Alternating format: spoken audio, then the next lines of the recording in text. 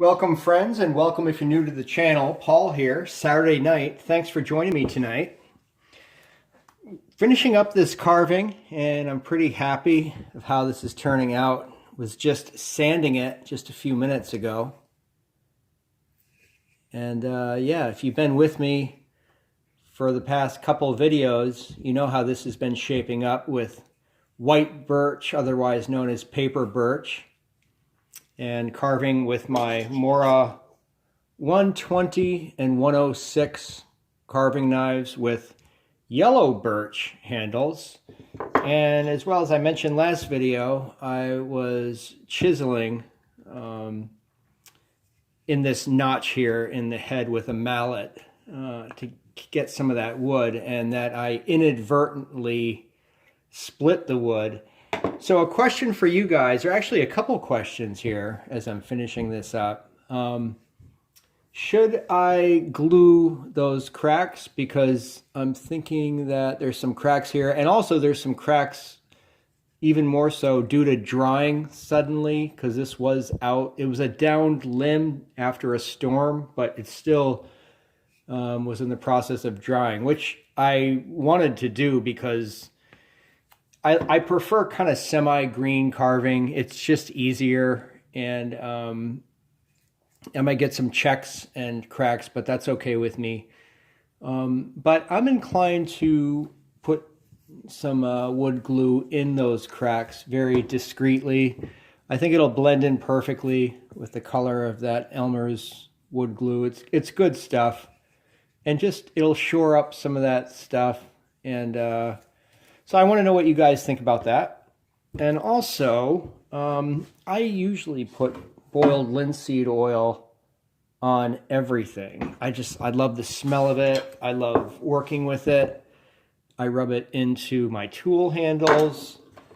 I actually created a tool handle for this Mora knife several years ago. I did a video about this. This is yellow birch. New England yellow birch, and just look at the difference of the white birch and the yellow birch, by the way. I did put a swatch of linseed oil right in this area. See that darkened area? Because I wanted to see what it would look like if I did apply this. And I have to say, just shooting this video right now as it's drying, I really don't like it. And I'm gonna leave this as is, raw, rustic, au naturel. But I wanna know your guys' comments on that too.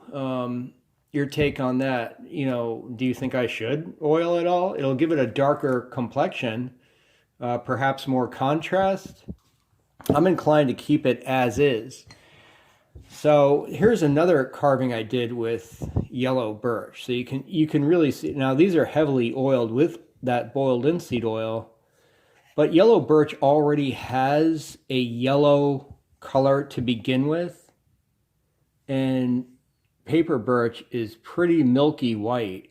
So the yellow birch really, or I should say the linseed oil really does take to the yellow birch, where with the white birch, I'm thinking I really like the natural look. So what do you guys think about that?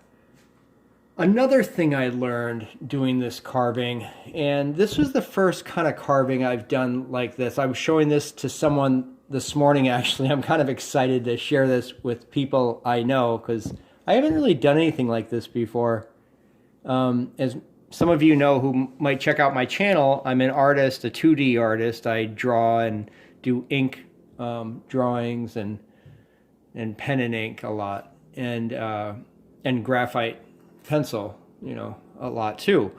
But this is the first kind of thing I've done like this, and someone told me this morning, she was looking at this and just saying, wow, it's really expressive. So I thought that's pretty cool. And it got me thinking that something I've also learned, aside from not splitting your carving when you're chiseling the head and stuff like that,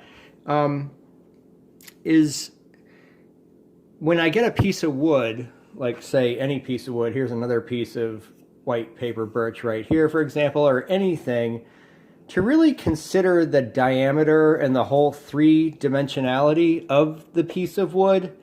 So I came home and I just kind of marked everything with pencil loosely, just on the face side of the carving. Almost like I was going to do a bas relief, you know, with the face and the general features and stuff. And then, like, for example, when I started carving the ears here, well, you know, I started putting the ear in place, and right away, you know, being an artist, I realized, whoa, my perspective here, or proportion, is way off. You know, an ear, the point of an ear should start right about here in the middle of the head. I'm not going to get into anatomy right now, but basically the ear could be way back here. Now, an issue that I was struggling with in this carving was that the nose, I wanted the nose to really stick out prominently, but I'd already started carving the ear, and I really couldn't dig too much more in towards the eye socket and all this without getting into that ear. So what I did is I tried to compensate from looking it on from face on. I think I'm pretty successful in getting that sense of foreshortening, basically, in so that with the cheekbones and stuff prominent here, it looks like the ears are set back further in the head than they actually are. You know, I tried to compensate that as best as I could, but when you start turning the thing, you realize, whoa, it's pretty off. And honestly, I would really have liked to have made the nose come out about right here. You know, I would have liked to have had a more prominent nose. So that just tells me that in the future, what I would do in a carving like this is, again, this was my first time doing something like this, so I'm happy with it. Don't get me wrong, but you know, I'm my own worst critic, and in the future, what I'll be doing is I'll be considering the entire three-dimensionality of the wood, and especially in terms of the diameter. By bringing those ears back, I could have pulled that nose out even more and sunk the eye sockets even more for even more dramatic effect with the eyebrows and the eye sockets.